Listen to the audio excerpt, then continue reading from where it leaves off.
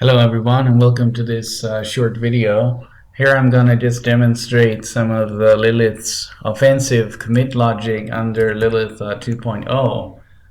Now Lilith is outcome based, so she's going to base her decision on whether she can cause insanities or wounds or win stories with success tokens. So sometimes that means we can just count icons and decide.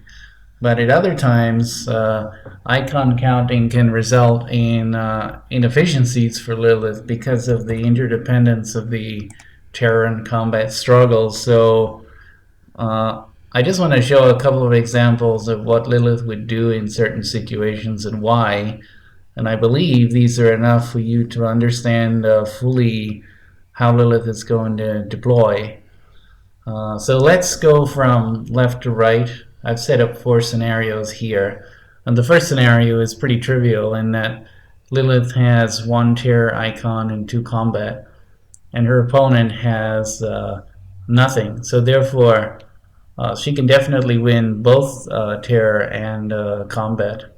Or more specifically, she can definitely win both of them, or at least terror, because obviously if her opponent only commits 1 character, we can't win both terror and combat.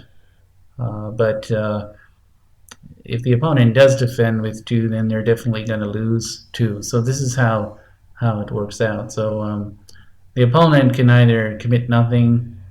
If they commit 1, Lilith wins terror, and if they commit 2, Lilith wins terror and combat. So therefore she's going to play this Terror of the Tides here. Take the maximum opportunity with the minimum number of cards, which is here. Just with the 1 card, she can accomplish a win on 2 struggles if the opponent goes for those struggles, and not just the struggle, but causing the insanity or the wound. Remember, it's the outcome, not the struggle win, that matters.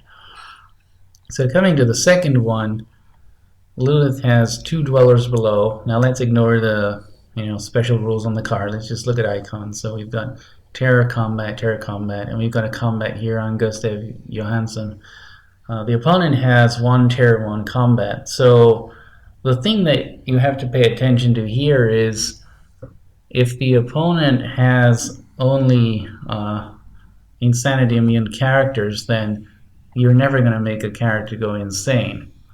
So if you're using insanity immune characters to commit, you just basically forget about the terror struggle. There's no point trying to win it.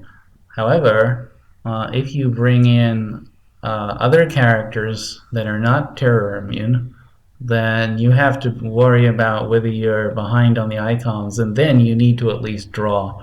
So here we've got 1 terror and 1 combat on Karen Marley. So in theory, Lilith could just count the icons and put the 2 dwellers below in to get 2 terror and 2 combat. But she realizes there's no point in putting more terror than is needed.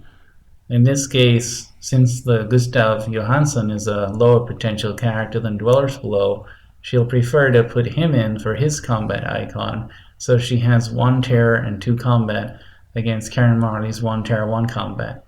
So she's used the minimum number of characters, which is 2, but the minimum potential would mean that she would use Gustav Johansson. So in this instance, she's guaranteed to win the combat struggle if the opponent commits. So she couldn't win terror and combat.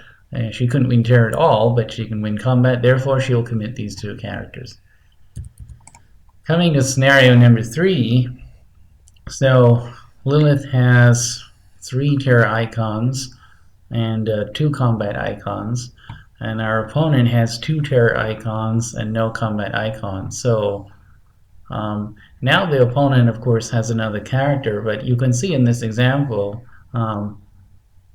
there's no point in winning the terror struggle because basically the other character doesn't have combat icons, so it's not going to come in on account of trying to do anything on combat. So if we were to put all 3 characters in here,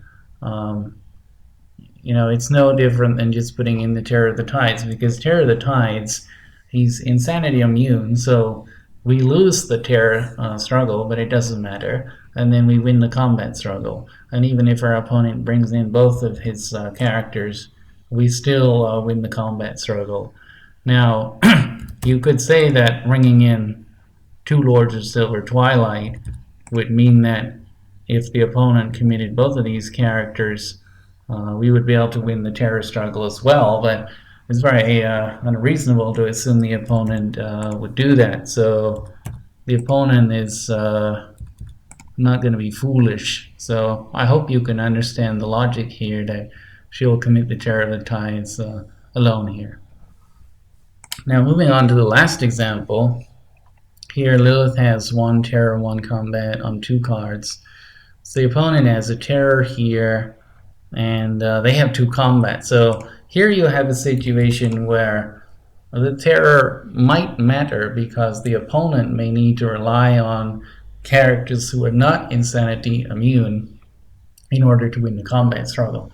So just imagine if Lilith only played the Degenerate Ghoul.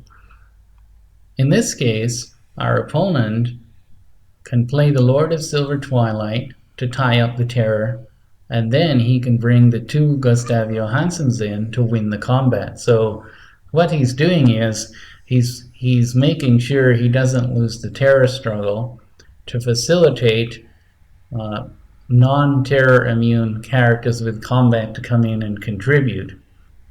So here you can see a difference between the last scenario, because the characters who are not terror immune, unlike over here where Wit and Green didn't have combat, now these 2 characters have combat icons, and that means that we have to pay attention to the terror struggle if those combat icons can actually make a difference.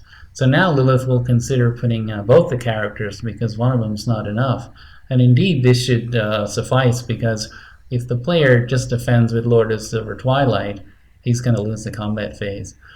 If the player brings in all 3, or 2 of them, he's going to lose terror and lose one of these characters, and then he's going to lose combat as well because of the 2 combat icons.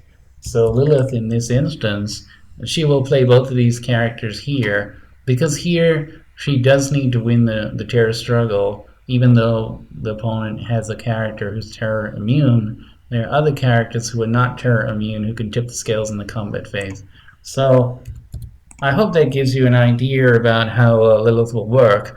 I think based on my playtesting that of all the rules in the game, the most potentially complicated phase is when Lilith's committing, because when she's defending, the opponent's cards are already in position.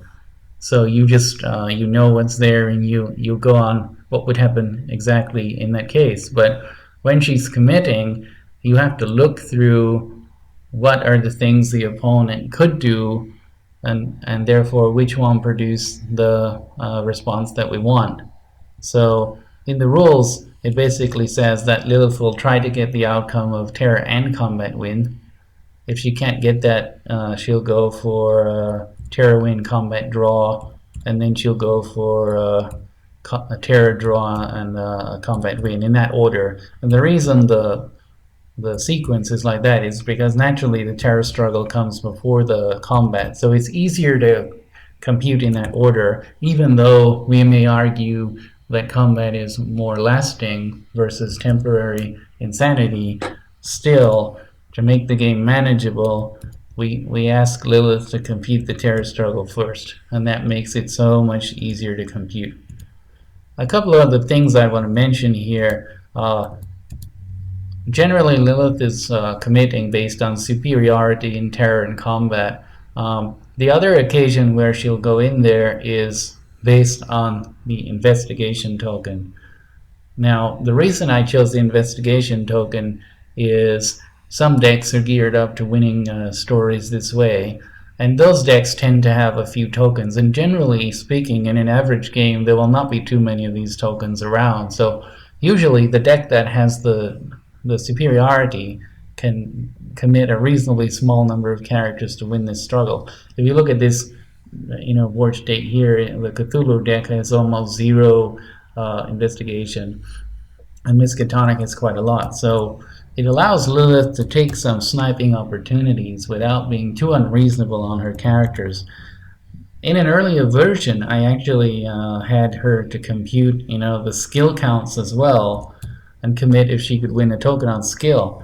The problem with that rule is that when the board is full, like if you have all these characters in play now, when you add up the skill of all the characters in play, you get quite a large number. And Lilith may commit her entire board to one story just to win one token.